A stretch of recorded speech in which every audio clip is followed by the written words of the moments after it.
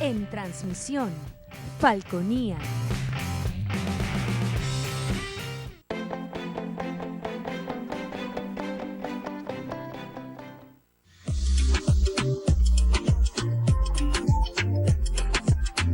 Este programa es de tipo informativo y de opinión, que contiene elementos de lenguaje, salud, sexo y violencia puede ser presenciados por niños, niñas y adolescentes sin la supervisión de sus padres, madres, representantes o responsables. Somos tu canal, somos Falconía.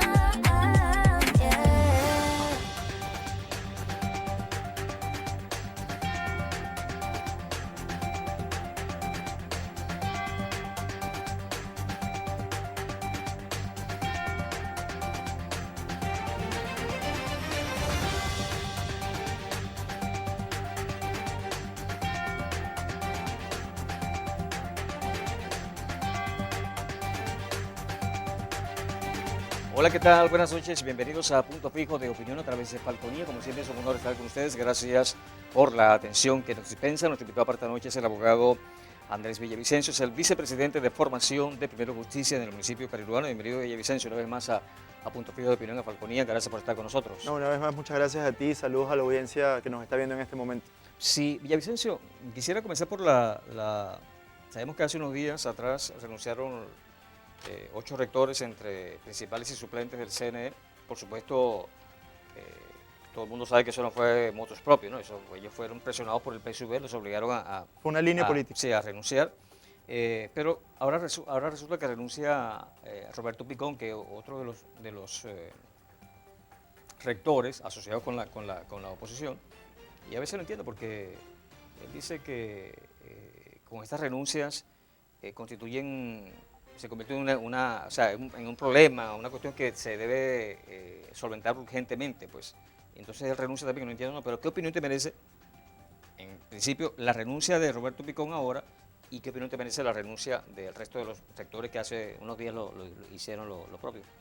Bueno, en primer lugar, la renuncia de Roberto Picón yo la lamento, hubiese deseado que no renunciara, que permaneciera allí, pero entiendo lo que está ocurriendo y además yo leí su comunicado cuando él hizo la exposición de motivos de por qué renunciaba. Me gustó mucho que el encabezado de ese comunicado dijera que había que mantenerse en la vía electoral y que el verdadero reto era luchar por esas condiciones electorales y permanecer allí.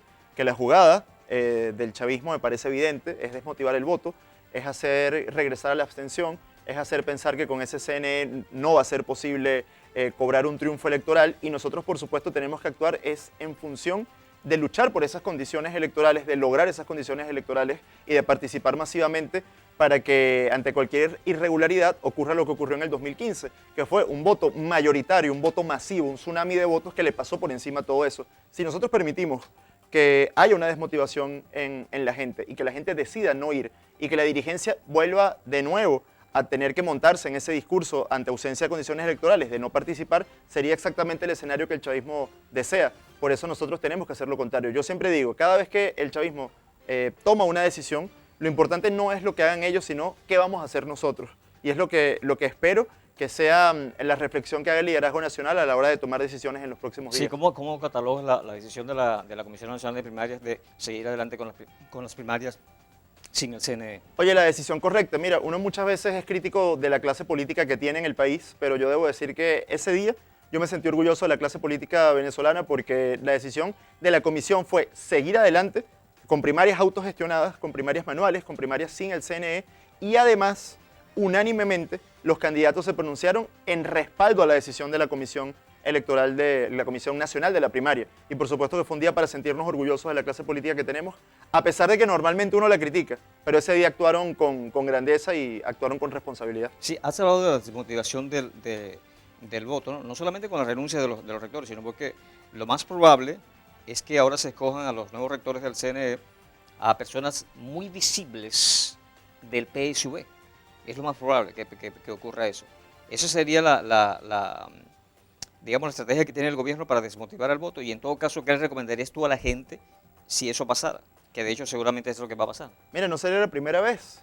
Recordemos que Jorge Rodríguez llegó a ser presidente del CNE Así es. y luego de salir de la presidencia del CNE inmediatamente fue a ser el jefe de campaña de Hugo Chávez. Así es. Entonces evidentemente la jugada era obvia, era minar la credibilidad del CNE, era desmotivar la participación de nuestra gente y a mí no me extrañaría que en este momento, hasta ahora todos son rumores, pero creo que el rumor más sonado es que un candidato para presidir al CNE es Francisco Ameliach, el exgobernador de Carabobo, un chavista absolutamente público, absolutamente claro de cuál es su posición, porque además no es eso que llaman el chavismo light, sino que es un chavista militar, es un chavista que estuvo en la represión de 2014, que hizo un llamado a una represión durísima que terminó en la muerte de muchas personas, y evidentemente la jugada sería desmotivar a nuestra gente. Como dije hace unos segundos, hasta ahora son rumores. Yo voy a esperar a que ocurra para poder opinar. Pero con el chavismo, uno cuando piensa mal, uno generalmente acierta. Así que no me sorprendería que eso ocurriera. Sí. Ahora, Andrés, al gobierno le salió el tiro por la culata con la renuncia de los rectores del CNE, tomando en cuenta la decisión que tomó la Comisión Nacional de Primarias, de seguir adelante con las primarias. Le salió el tiro por la culata en ese intento. Por supuesto que el chavismo va a seguir intentando torpedear la primaria, porque a leguas se ve que el próximo presidente de Venezuela sale de la primaria. Así es. Eso se ve a leguas. Ajá. ¿De qué tú hablaste de la actuación de la oposición? Claro. ¿La oposición no debe seguir actuando como actuó la Comisión Nacional de Primarias ahora? La oposición tiene que seguir adelante como lo hizo la Comisión Nacional de Primarias en esta ocasión. Ahora, recordemos que, a ver, la represión institucional del chavismo tiene varios niveles. Entonces, no va a ser solamente torpedear la primaria a través de un cambio repentino en el CNE, sino que además ellos pudieran esperar a que nosotros realicemos nuestra elección primaria y al día siguiente inhabilitar al candidato electo. Eso no nos podría extrañar, pudieran hacerlo. Ya lo hicieron en Barinas por una gobernación, permitieron competir a un candidato, ganó y luego de ganar, en el intermedio que hay entre ganar y ser proclamado, en ese intermedio lo inhabilitan para que no pudiera asumir el cargo luego de ganar. O sea, así actúa el chavismo. El chavismo es el malandraje institucional. Pero tú crees Entonces ellos pudieran hacer eso. ¿Y qué deberíamos hacer nosotros? Lo que se hizo en Barinas, seguir adelante con un nuevo candidato y salir a ganar. Quizás habrá un Sergio Garrido en 2024. Yo quisiera pensar que el candidato que resulte electo en las primarias va a ser el candidato que podrá competir, que va a ganar y que por supuesto va a cobrar esa elección. Pero si lo inhabilitan, nosotros tenemos que estar preparados para seguir adelante con otro candidato. Ok, pero ¿qué es que las condiciones en las que está el país, las condiciones en las que está el gobierno está muy desprestigiado, muy desprestigiado. Hasta los chavistas están decepcionados del chavismo como tal, del PSV y del gobierno. ¿Tú crees que las condiciones están dadas para que el chavismo, por ejemplo, inhabilite al candidato de la oposición? Eso es echarle leña al fuego, te lo digo también, ¿no? Eso lo sabe todo el mundo, sería echarle leña al fuego. Sí, pero ellos... Y el país lo aguanta. Ellos calcularon mal en Barinas, ellos pensaron que nosotros no íbamos a participar si inhabilitaban al candidato ganador. Y les sorprendió demasiado que nosotros aún así decidiéramos participar y ganáramos. Y no solamente que ganáramos, sino que el 21 de noviembre nosotros ganamos por menos de 200 votos esa elección. Y cuando en la repetición electoral de enero nosotros ganamos por más de 45.000 votos. Es decir, que frente al atropello, la gente en realidad se motivó a participar más masivamente, a participar, incluso yo diría a pasar factura ante el abuso. Y no solamente eso, sino que el candidato que llevaron fue un exministro muy conocido, fue Arreaza, y de paso le permitieron hacer a Claudio Fermín un cambio extemporáneo e ilegal para que fuera candidato en Barinas y le entregaron todas las tarjetas secuestradas por el TSJ. Es decir, hicieron todo el pasticho de irregularidades y de crímenes para evitar que nosotros cobráramos una victoria electoral y aún así cobramos esa victoria electoral. Con mayor fuerza hay que hacerlo en la presidencia el año 2024. Sí, que por cierto, Claudio Fermín con eso se sepultó políticamente, ¿no? Espero yo que sí, porque creo que... Incluso era presidenciable, pero sí. ya con eso se sepultó. Fíjate, hay una entrevista de Claudio Fermín del año 93, cuando las elecciones presidenciales en las que él fue el candidato en las segundas que ganó Caldera, donde a todos los candidatos les hacen una pregunta. Hubo entrevistas individuales y a todos los candidatos les hacen la pregunta ¿de qué vive usted, candidato? Y todos explicaron de qué vivían. Álvarez Paz explicó de qué vivía, Andrés Velázquez explicó de qué vivía, Caldera explicó de qué vivía. Cuando le preguntaron a Claudio Fermín, ¿de qué vive usted? ¿Tú sabes lo que respondió Claudio Fermín? Yo vivo de mis amigos. O sea, imagínate tú semejante parásito en el año 93 y tenerlo aún hoy, casi 30 años después, haciendo política todavía. Oye, yo espero que lo que representa Claudio Fermín y Claudio Fermín sean sepultados de la política venezolana para siempre. Sí, bueno, no, y de hecho se sepultó. Y era presidenciable incluso, porque tenía perfil para ser un candidato a la presidencia de la República nuevamente. Ahora, el chavismo va a seguir intentando, de una u otra manera, seguir en el poder. Sin duda. Y de obstaculizando de que la oposición llegue a hacerse del poder. No tengo la menor duda de que van a seguir intentándolo, claro, pero nosotros no lo podemos permitir.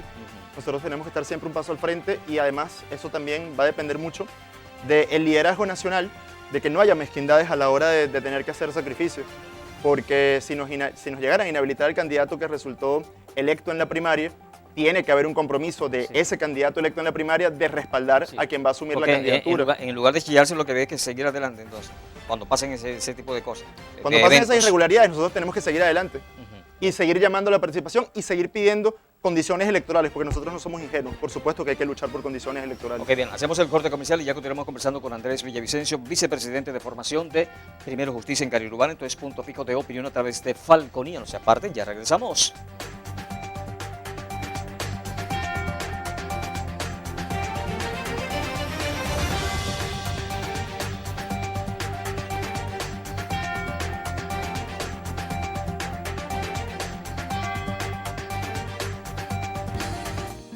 Mi padre todo me enseñó. Mi padre reparaba cosas para todo el mundo.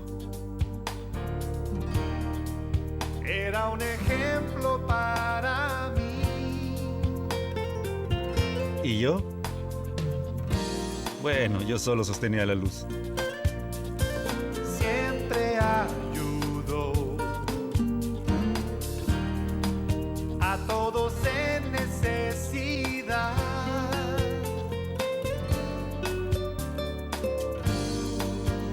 A través de los años, reparamos cosas de amigos y de algunos desconocidos también. Me estaba enseñando algo más que a reparar cosas.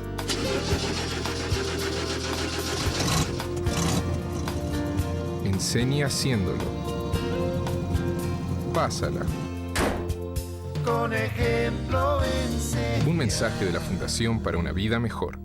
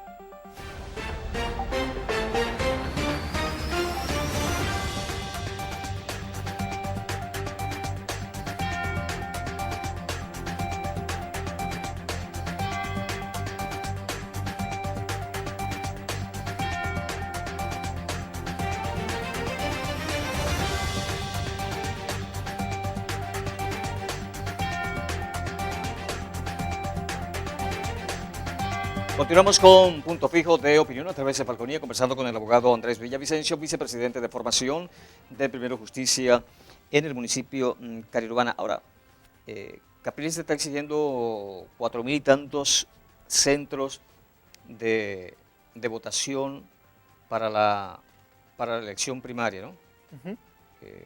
La verdad que el acompañamiento del CNE haría falta, aunque creo que de todas maneras, si se hubiese dado el acompañamiento del CNE, la oposición tenía que financiar parte de eso, ¿no? No, el Estado lo cubría. El Estado. Ok, ahora la oposición tiene que Sí, que autogestionarla y... sí, sí, Sí. pudiera ser que está arriba, ¿no? Oye, es un esfuerzo. Financieramente Sí, hablando. es un esfuerzo, sin duda, pues son varios millones de dólares. Ahora, hay una... ¿Ya hicieron los cálculos de cuántos millones se podrían gastar en eso? Está en eso la comisión y lo van a hacer público los próximos días. Pero fíjate, yo te quería decir que hay un precedente importante, que fueron las elecciones primarias regionales del año 2017, que hubo para elegir las candidaturas a gobernación de la unidad, que fueron autogestionadas también, fueron hechas Ahí fue cuando de forma ganó manual aquí Eliezer. esas elecciones. Entonces ya hay un precedente de que sí se puede hacer. Lo que pasa es que al momento de ser unas presidenciales, evidentemente vas a necesitar que sea con más centros, vas a necesitar nuclear otros centros y acercar a la gente más el proceso, porque ayer Enrique Capriles entregaba una carta con unas propuestas a la Comisión Nacional de la Primaria, donde hacía unas sugerencias de cómo debía ser el proceso, y él decía la frase de que nosotros no queríamos que fuera una primaria VIP donde participara poca gente, donde hubiese un centro electoral por cada parroquia, por ejemplo, sino que nosotros quisiéramos que hubiese varios centros electorales en varios sectores, que se cubriera un rango por cada ciertos kilómetros cuadrados dentro del municipio, haya un centro electoral para que puedan participar hay más. parroquias pequeñas donde pudiera funcionar un centro. Vamos a estar de acuerdo, un solo centro de votación. Oye, si me hablas de una parroquia rural, pudiera ser, Claro. pero en la parroquia carirubana, Por supuesto aquí que no puedes tener un solo centro. Claro, por eso No, te digo, no. pero si hay parroquias que pudieran funcionar como ejemplo, te pongo el ejemplo de Moruy. En Claro. Moruy, en Buenavista, pudiera funcionar un solo centro.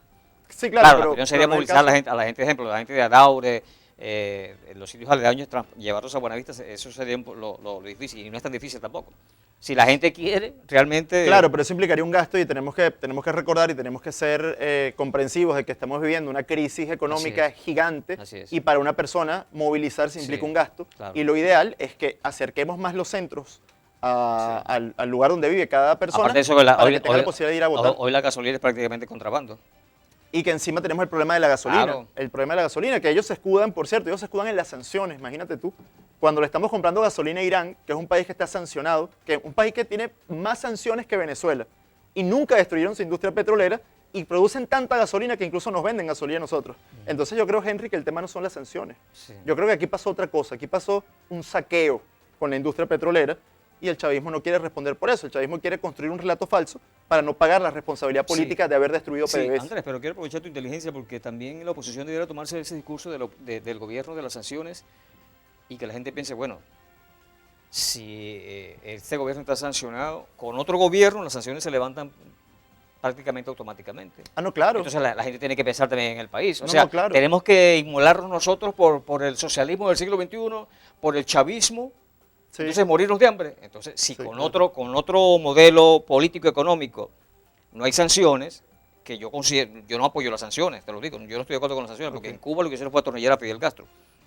Y aquí lo que han hecho es que el gobierno todo se lo achaque a las sanciones. Y aquí la crisis no empezó con las sanciones. Sí. Aquí la crisis económica viene desde varios años antes. Desde hace rato, claro. Incluso, Claro. incluso la destrucción de la industria petrolera no se debe a las sanciones. No, y Viene que desde además, hace rato. No, y que además el tema, por lo menos de la comida específicamente, Así es. comenzó cuando Chávez expropió 5 millones de hectáreas, las convirtió en hectáreas improductivas y aprovechó que la renta petrolera estaba en un momento muy alto Para importar. para tener una economía de puertos, agresivamente importar Así y es. maquillar la escasez de alimentos que sus expropiaciones habían generado Y destruir el aparato productivo y venezolano. destruir el aparato productivo venezolano. Es decir, nos hizo perder 3 veces Chávez.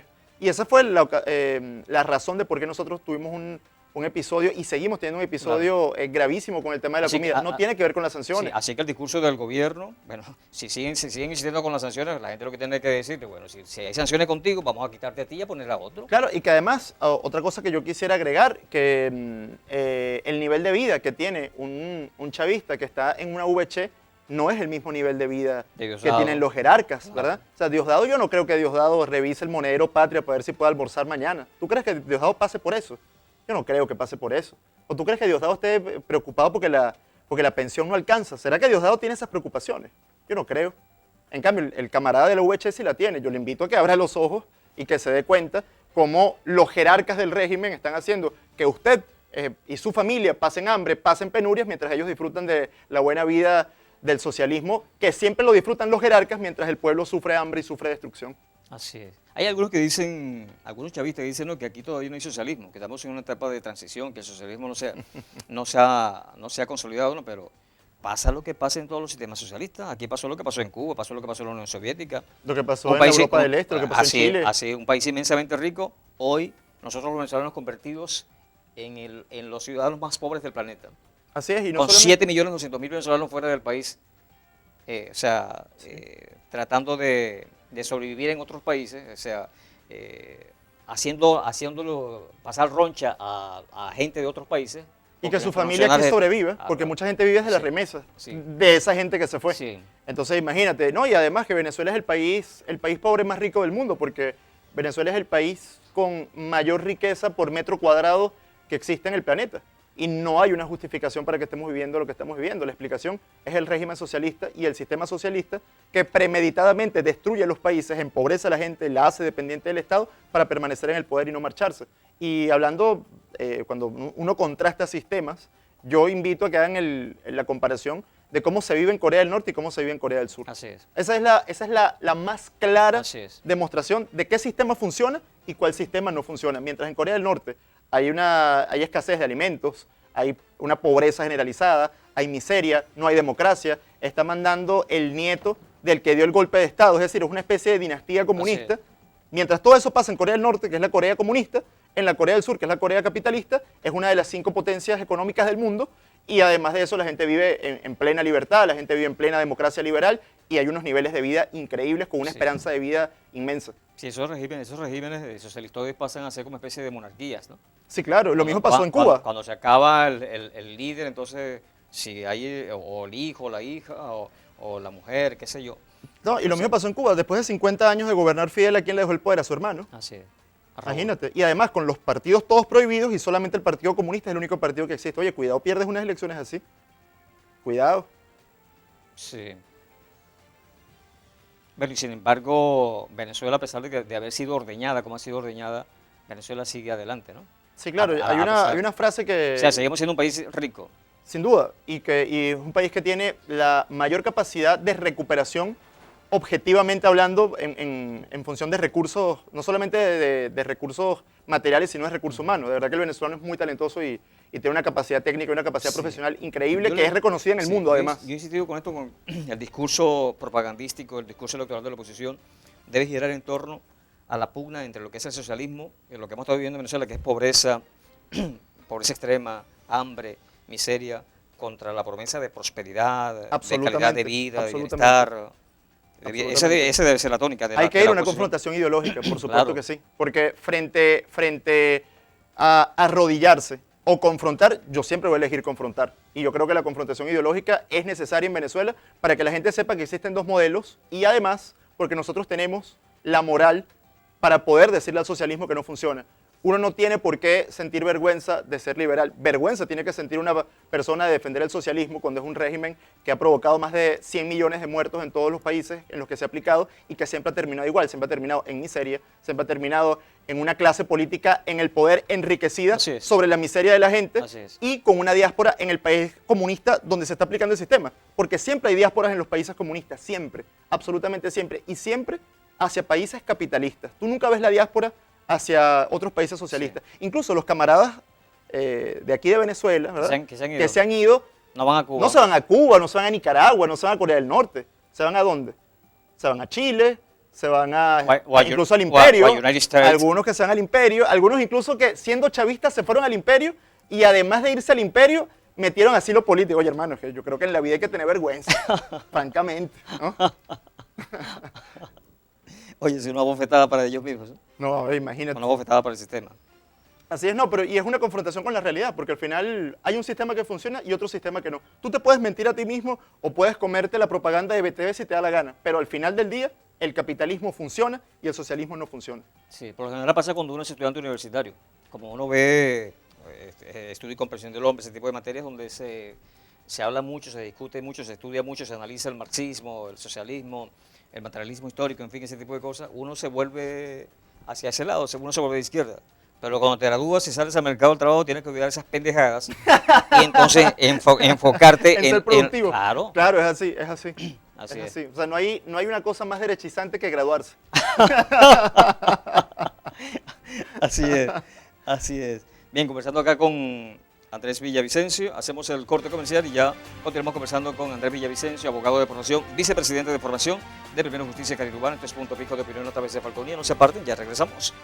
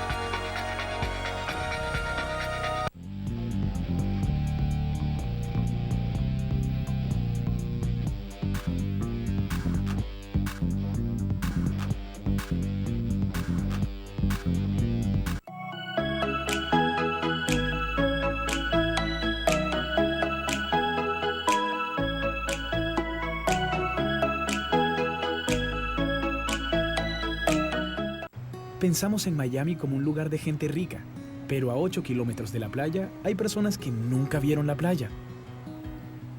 Yo no entendía cómo alguien vivía en esas condiciones en este país.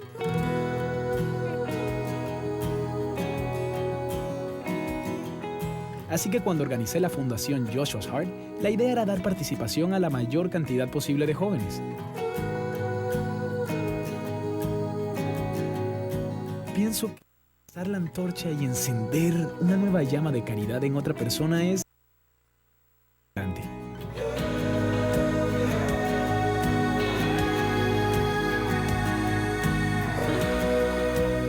Cada uno de nosotros marca una diferencia muy grande. De eso se trata, de contribuir y fomentar la caridad en bien de todos. La caridad está en ti. Averigua más en unavidamejor.org.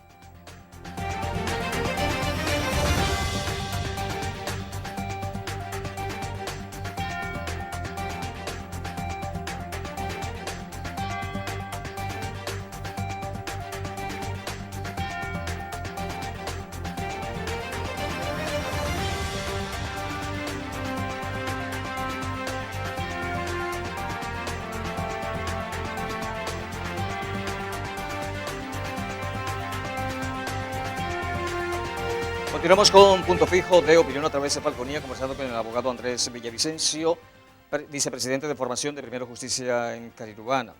Hablabas de los modelos, ¿no?, ideológicos, políticos, económicos, y en esta elección precisamente, incluyendo de las primarias, están en pugna modelos.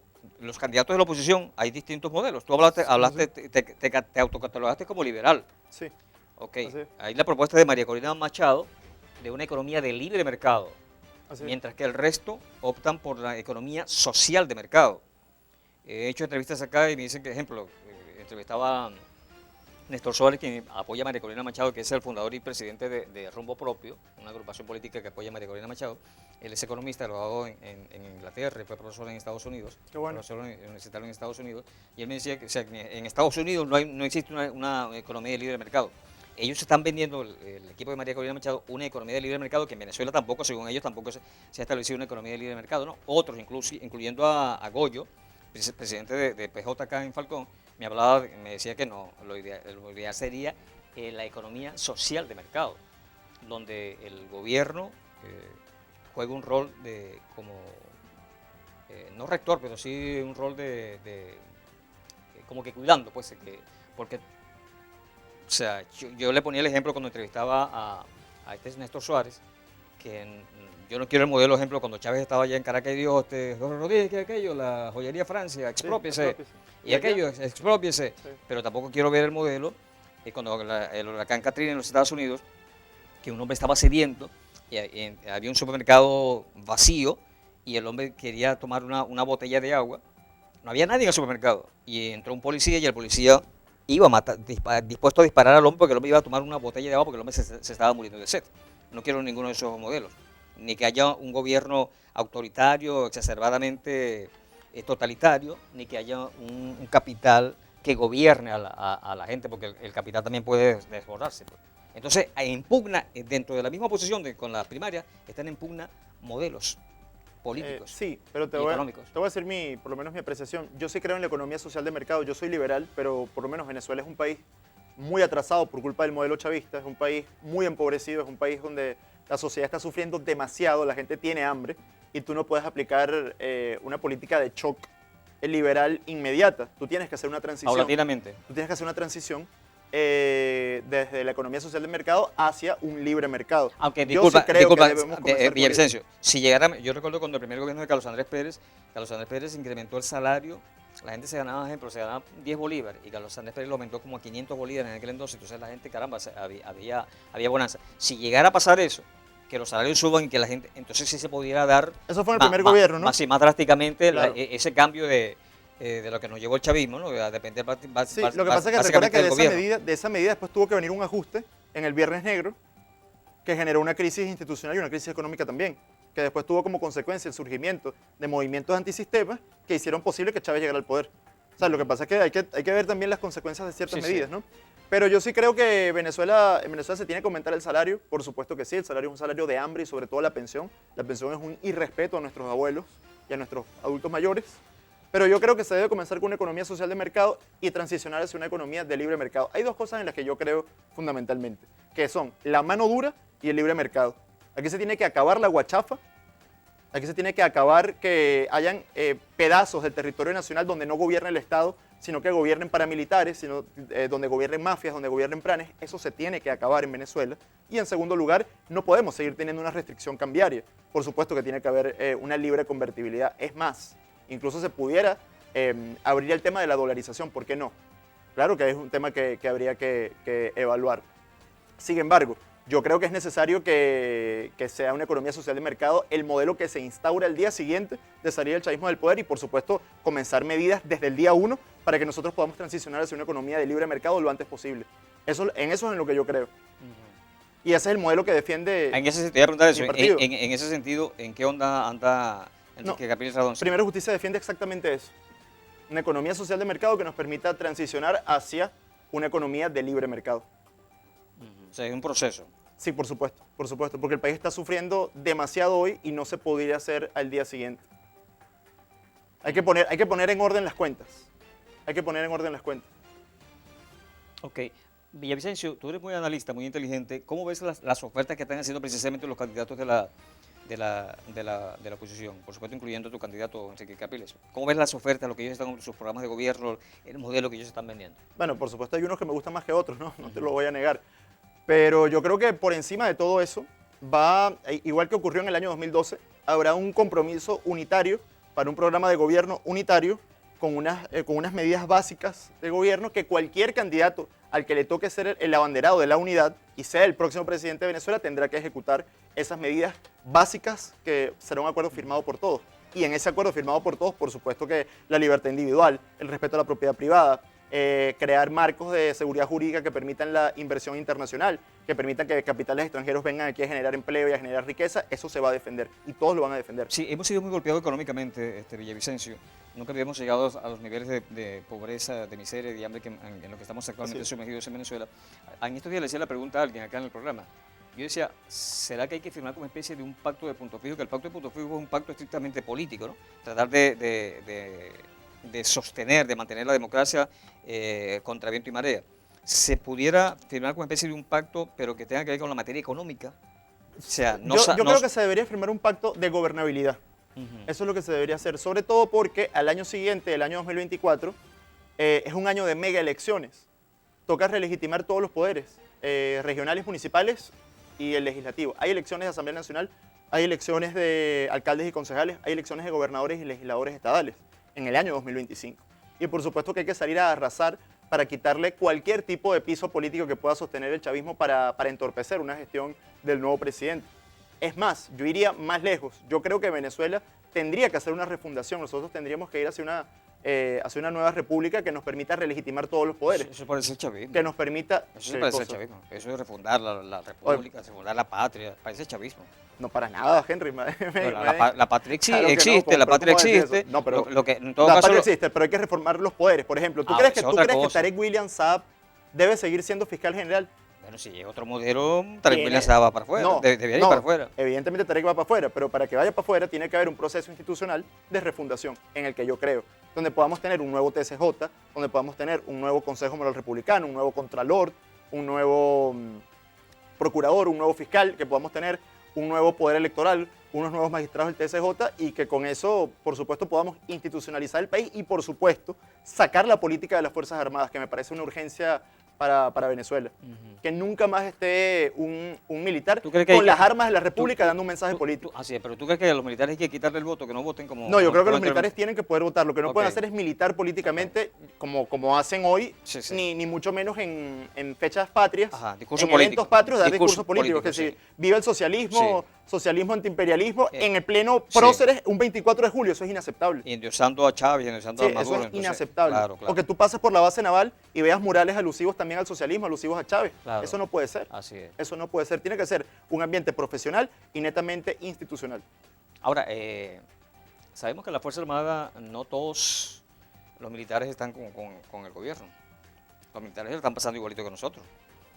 Sus familiares están pasando, viviendo miseria, hambre, en fin. Pero también es un trabajo rescatar, o sea, salir del actual, la actual filosofía militar que sembró el chavismo, que sembró Hugo Chávez, y hacer que el militar vuelva a ser, por supuesto el militar está sujeto al poder ejecutivo, al presidente de la República, el comandante jefe es el presidente de la República, y no hay que recalcarlo, el presidente no tiene que estar recalcando eso, yo soy el comandante jefe, no tiene que decirlo. Así es. Pero que el militar, en todo caso, sea el país lo que esté por delante en lugar de una ideología política o de un presidente.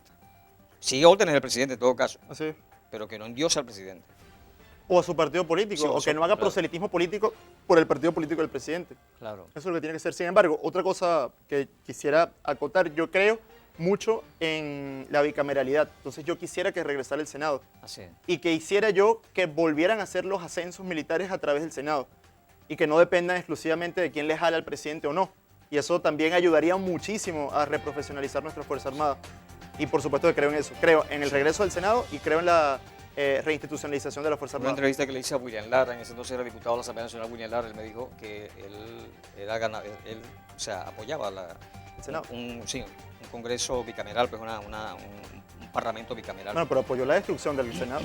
Sí, no, pero estaba, o sea, eso había pasado ya, pero él Ok. apoyaba, estaba a favor de un parlamento bicameral. Bien, hacemos el corte comercial y ya continuamos conversando, ya viene nuestro último segmento conversando con el abogado Andrés Villavicencio, vicepresidente de formación de Primero Justicia Carilubán. Este es Punto Pico de Opinión a través de Falconía, no se aparte, ya regresamos.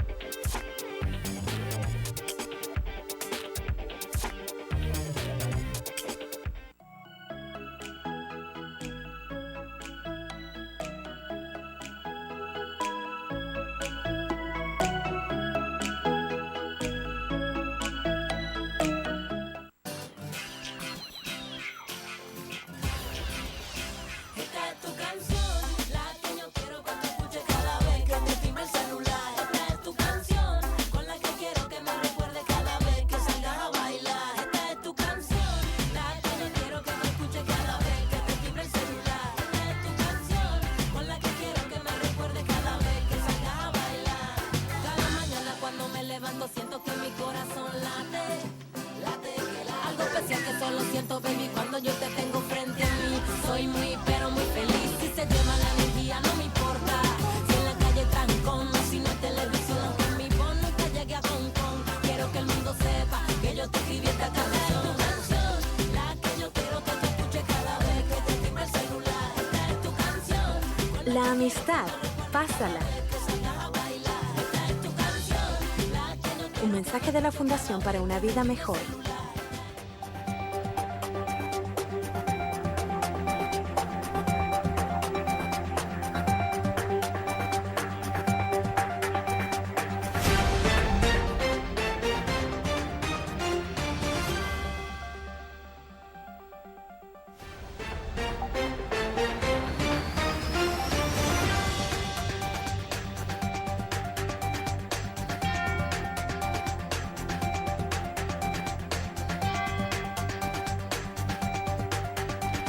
Continuamos con Punto Fijo de Opinión a través de Falconía. Ya este es nuestro último segmento, conversando con el abogado Andrés Villavicencio, vicepresidente de Formación de Primero Justicia en Carirubana. Por supuesto que rescatar la institucionalidad es un paso importante, ¿no? Al igual que rescatar el aparato productivo, o sea, que el próximo presidente las tiene difíciles, ¿no? Sí, sí. Bastante difícil. No va a ser algo, no va a ser soplar y hacer botella, como se dice vulgarmente, ¿no? No, para nada.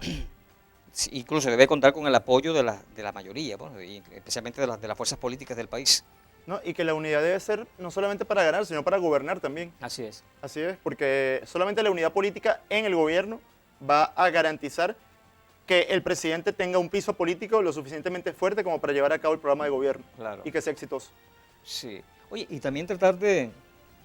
O sea, porque tú hablas de ese pacto, yo insisto con el pacto económico, ¿no? Pero también el pacto de gobernabilidad. Lo hicieron Japón, China, que ellos establecieron metas a corto, mediano y sobre todo largo plazo. Sí. Aquí por lo general los presidentes comienzan una obra, o el gobernador comienza una obra, o el alcalde comienza una obra, y el siguiente, su sucesor, o el próximo alcalde, o el próximo gobernador, el próximo presidente, desecha esa obra y ese periodo no debiera ser. Las cuestiones debieran ser en conjunto. O sea, si yo soy presidente, tomar en cuenta todas las fuerzas políticas, hoy va a hacer este proyecto, si alguien de ustedes llega nuevamente al gobierno, o si alguien de ustedes me sucede a mí, que continúe esta obra. Sí, pero por encima de eso hay que sacar al chavismo del poder, porque yo creo que lo que quedó claro es que el chavismo es absolutamente incompetente para gobernar, y tú lo puedes ver, por ejemplo, en la obra de corrupción más grande que tiene Venezuela, que es el Tren de Aragua, ¿no? El Tren de Aragua es increíble la cantidad de miles de millones de dólares que se aprobaron para la construcción de esa obra, que se gastaron, que se ejecutaron, y no hay no hay metro, no hay tren en Aragua.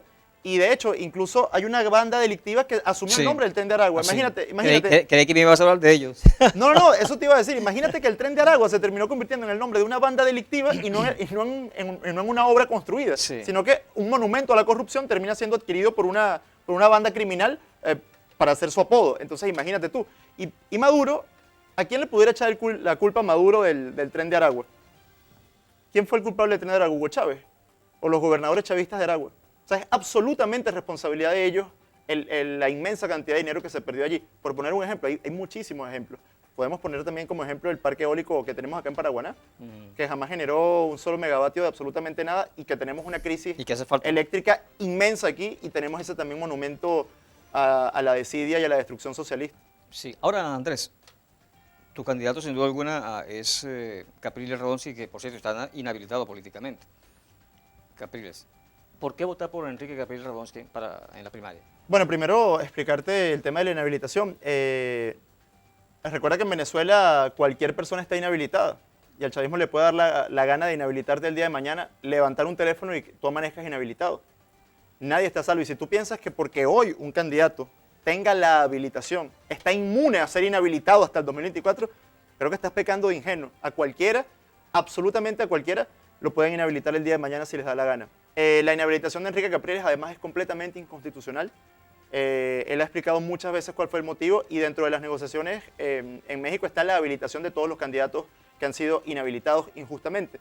El ejemplo de Barinas es un caso de cómo inhabilitaron a Superlano luego de ganar, de cómo inhabilitaron a la esposa sin haber ejercido jamás cargo público, y cómo inhabilitaron a Julio César Reyes, el diputado, también sin ningún debido proceso. Ahora, ¿por qué votar por Enrique Capriles? Yo creo que Enrique Capriles reúne todas las condiciones para ser un excelente candidato y ser un excelente presidente.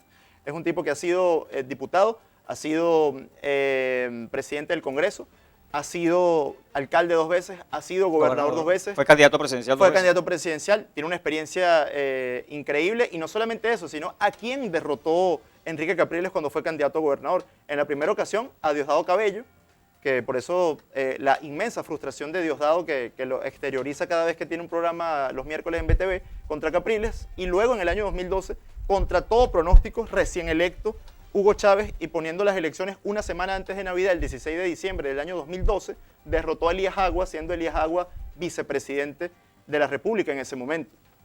Entonces, sin lugar a dudas, Capriles sabe cómo confrontar al chavismo, Capriles sabe cómo ganar elecciones. Lamentablemente ocurrió en 2013 una elección muy cerrada, una elección de un escenario 50-50, donde las irregularidades y el abuso de poder del chavismo hicieron que no se pudiera cobrar esa elección. Sin embargo, hoy no es ese el escenario, hoy no somos un país 50-50, hoy somos 80% los que queremos cambio, somos una inmensa mayoría sólida de los que queremos cambio, y por supuesto que vamos a cobrar esta vez. Y además decirte que tú podrás ver cómo en 3 ocasiones ha pasado Keiko Fujimori a la segunda vuelta en Perú, en 3 ocasiones, y las 3 ocasiones ha sacado más del 49% y ha declarado que hubo irregularidades y ha reclamado, y no ha podido cobrar el triunfo electoral. Entonces, imagínate tú, cosa que también le pasó a López Obrador antes de ser presidente en su tercer intento. Entonces, si en México y Perú, que son unas democracias, es difícil cobrar un resultado con el 49% o cobrar un resultado con un 1% de diferencia, imagínate todo un régimen como el de Venezuela. Aunque la democracia peruana se ha movido siempre en arena movediza. Lo que pasa es que tiene un Congreso muy poderoso que destituye presidentes y que tiene, creo que es el Congreso más poderoso de América Latina, sin ninguna duda. Ahora, creo que es una democracia sólida, eso no está en ninguna duda. El hecho de que un presidente sea destituido es una prueba más de que es una democracia sólida. En Venezuela han habido motivos de sobra para haber destituido a Nicolás Maduro y no ha ocurrido porque no tenemos instituciones sólidas. Eso es una... Es más, yo recuerdo que hubo un humorista que hizo un chiste cuando destituyeron a PPK, que decía que la destitución estaba vinculada a haber comprado votos. Y él decía, comprar votos en Latinoamérica. ¿Y qué hizo? Los compró a sobreprecio. Porque era una cosa que lamentablemente aquí se ha naturalizado.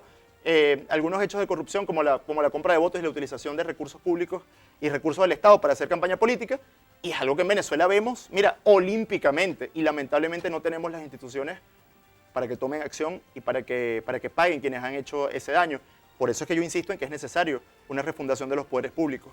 Y por supuesto, volviendo al tema, claro que esta vez somos una inmensa mayoría y esta vez votando masivamente y unificando el voto en torno al candidato de la unidad, no hay dudas de que vamos a cobrar la victoria. Vamos a arrasar en las elecciones y vamos a cobrar esa victoria electoral. Sí, Andrés, tú que eres un joven, ¿qué le dices a esa gente, especialmente a los jóvenes, los que aún quedan en el país y adultos ya, personas maduras, que aún no han decidido votar ni en las primarias ni en la presidencial? Yo siempre lo digo, quien no vota está votando por el gobierno, está votando por Maduro y por el chavismo. ¿Qué le dices tú a esa gente que aún no se ha decidido? Que dice, no, ¿y para qué? Pues ahí va a salir el chavismo, yo no voto. Ajá, pero si tú no estás votando, estás votando por el chavismo. Tienes que estar consciente de eso. ¿Qué le dices tú a la gente que aún no ha decidido votar? Un mensaje sobre todo a la gente de mi generación, a los nacidos en los 90, yo nací en el 93, la mitad de mi generación se fue del país, hoy están fuera. Decirles que recuerden siempre una cosa, y es que quien los dejó sin futuro no fue Venezuela, fue el socialismo chavista, fue el mal gobierno que representa a Nicolás Maduro y que representó a Hugo Chávez, y que está en nuestras manos tomar la decisión de sacarlos del poder. Y tenemos una oportunidad histórica, primero el 22 de octubre de este año, de elegir un candidato que nos represente, que represente nuestros intereses, que represente nuestra generación, y el año que viene, por supuesto, pasar factura de todo lo que hemos sufrido, logrando un cambio de gobierno y también votando a favor del país en el que creemos, que tiene que ser un país de libertades económicas, un país donde el gobierno no nos ofrezca chamba, porque el chavismo lo que ofrece es chamba, no ofrece trabajo, y chamba nosotros sabemos lo que significa. Chamba significa deterioro salarial, chamba significa precarización laboral, y nosotros no queremos chamba, nosotros queremos empleo digno, empleo bien remunerado, empleo productivo que nos permita quedarnos aquí, prosperar y ser felices, y eso es imposible en socialismo. Hay que hacer un cambio hacia un modelo de libre mercado, hacia un modelo liberal, hacia un modelo que nos permita a nosotros tener futuro, y por supuesto que el año que viene tenemos mucho que decir con nuestro voto y con nuestra voz. Sí, bien, Andrés, estamos llegando al final del programa. ¿Con qué quieres cerrar el punto fijo de opinión de esta noche? Oye, que nosotros no podemos permitir que el chavismo logre su objetivo, que es desmotivarnos. Ellos, lo que hicieron con el CNE es el primer paso de las muchas cosas que vamos a ver en las próximas semanas y en los próximos meses. Pero no es más importante lo que hagan ellos a lo que decidamos hacer nosotros. Y lo que nosotros tenemos que decidir hacer siempre es luchar por las condiciones electorales, porque no somos ingenuos y sabemos que hacen falta condiciones electorales, pero en segundo lugar, por supuesto, la disposición a participar en política, porque no basta con votar, Henry. En Venezuela no basta con votar, en Venezuela tienes que ser parte activa del país que tú quieres, parte activa de generar ese cambio, parte activa de derrotar a quienes nos han empobrecido y a quienes nos han dejado sin futuro. Y por supuesto que yo invito a hacer dos cosas. Primero, a votar el 22 de octubre por Enrique Capriles y en segundo lugar, a acompañar, sea quien sea el candidato que resulte electo en las primarias, quien va a representar ese país con el que soñamos y salir masivamente a acompañarlo con nuestro voto en el año 2024. Ese es mi mensaje. Bien, gracias a Andrés Villavicencio, vicepresidente de formación de Primero Justicia Carril Urbano. Ustedes muchísimas gracias por la atención dispensada. La invitación es cordial para mañana, cuando desde las 10 hasta las 11 de la noche estaremos con otro punto fijo de opinión a través de Falconía. Buenas noches, un abrazo, hasta mañana y Dios les bendiga.